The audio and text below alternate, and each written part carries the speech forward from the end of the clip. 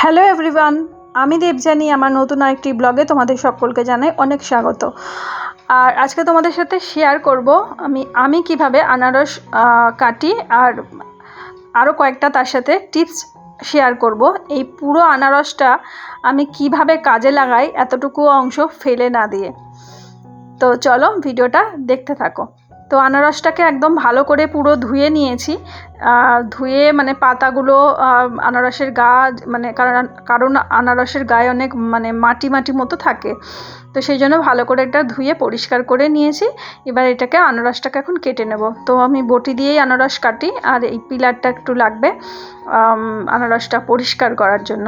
তো আনারসের মাথার অংশটা মানে পাতার অংশটা কেটে নেব। আর কেটে এটা আমি ফেলি না, সেটা মাটিতে লাগিয়ে দিলে বা টবে লাগিয়ে দিলে আবার গাছ হয়, সেখান থেকে আনারসও হয়। তো এটা আমরা সবাই জানি যে আনারসের এই মাথার অংশটা মানে পাতার অংশটা একটু রেখে কেটে মাটিতে পুঁতে দিলে নতুনভাবে গাছ হয়। তো এখন এই পাতাটা কেটে নেব। আর যেটা বললাম যে আনারসটার পুরো আনারসটাই আমি কাজে লাগাই। তো পাতার অংশটা বললাম যে কি কাজে লাগাই, সেটা গাছ লাগাই। আরও দুটো টিপস তোমাদের সাথে শেয়ার করব। তো এখন আনারসের খোসার অংশটা পরিষ্কার করে নেব, মানে চোখটা তুলে নেব, পরিষ্কার করে নেব। তো আগে তো খোসাটা ছাড়িয়ে নেব। তো আর আনারসের নিচের দিকের অংশটাও এটাও বাতিল করে দিচ্ছি, মানে কেটে বাদ দিয়ে দিচ্ছি, যেগুলো খোসাটা যেটা থাকে গায়ে এটা কিন্তু ফেলবো না। আর যেটা বললাম তোমাদের সাথে আমি পরে শেয়ার করব।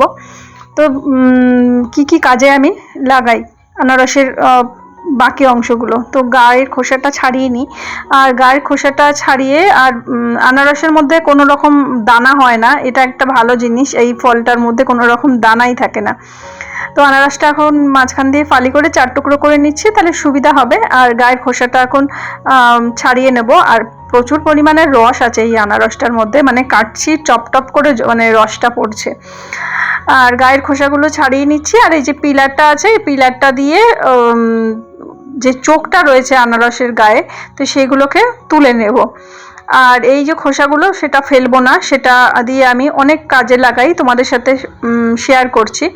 তো এই খোসাগুলোকে আমি মিক্সিতে ভালো করে মানে পিষে নেব। পিষে নিলে সেটা থেকে যে রসটা বেরোবে, যেহেতু এটা পরিষ্কার করা আছে, ধোয়া আছে আনারসটা, তো মিক্সিতে ভালো করে যখন এই খোসা বা ওই যে আনারসের নিচের অংশটা, এই যে অংশগুলো যেগুলো বাতিল অংশ আমরা ফেলে দিই, তো সেগুলোকে মিক্সিতে ভালো করে পেস্ট করে নেব। পেস্ট করে নিয়ে একটা ছাঁকনিতে ছেঁকে রসটা বার করে নেব। তো সেই রসটা দিয়ে যদি সোনার জিনিস আমরা যে গয়না পরিষ্কার করি, খুব ভালো পরিষ্কার হয়।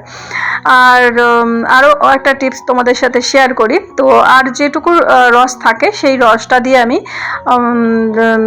চিকেন বা মাটন যখন আমরা রান্না করি, সেই তাতে ম্যারিনেট করার সময় যদি দিই সেই আনারসের রস, তাহলে খুব সুন্দর মানে চিকেন বা মাটন মানে সেদ্ধ হয়, খুব তাড়াতাড়ি সেদ্ধ হয়।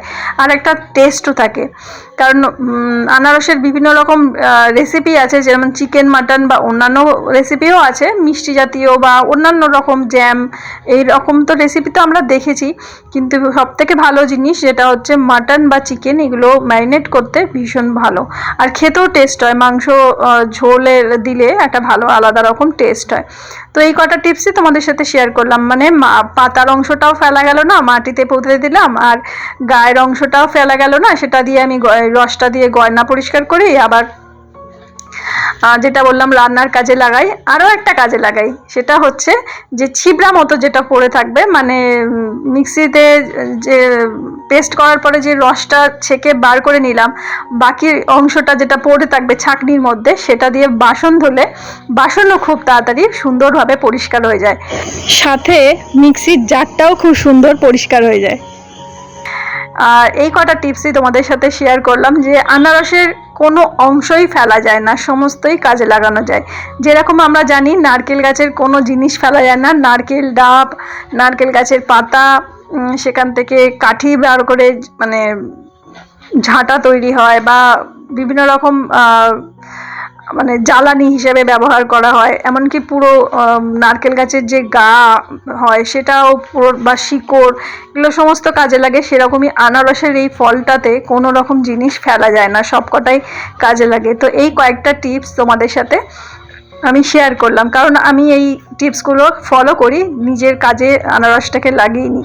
আর সারা বছর তো আনারসটা সেভাবে পাওয়া যায় না, এই বর্ষাকালেই পাওয়া যায়। তো মাঝে মাঝে একটু রেসিপিরও একটু অদল বদল করলেও ভালো লাগে। তো চিকেন বা মাটনে ম্যারিনেট করে রাখলে দারুণ টেস্ট হয়।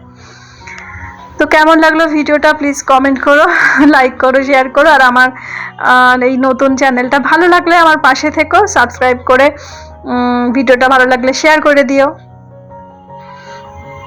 তো এটাই তোমাদের সাথে ভিডিওতে শেয়ার করছিলাম, হাত নেড়ে নেড়ে বলছি যে, কারণ বাইরের আওয়াজ আসছিল। আজকে স্বাধীনতা দিবস গান আসছে, তাই জন্য আমি ভিডিওটা মিউট হয়ে গেছিলাম। তো এটাই বলছিলাম যে মিক্সির মধ্যে ওটাকে পেস্ট করে ওটা কাজে লাগাই, আর এই যে এটাকে গাছে লাগাবো সেটাই বললাম। তো ভিডিওটা ভালো লাগলে যেটা বললাম তোমাদের সাথে শেয়ার করে দিও। আর চলো সবাই এক পিস করে আনারস খেয়ে নিই। আর আনারস তো ভীষণই ভালো শরীরের পক্ষে, বিশেষ করে ফ্যাট কমাতে বা যাদের কোলেস্টেরল হাই তাদের জন্য ভীষণ পরিমাণে ভালো।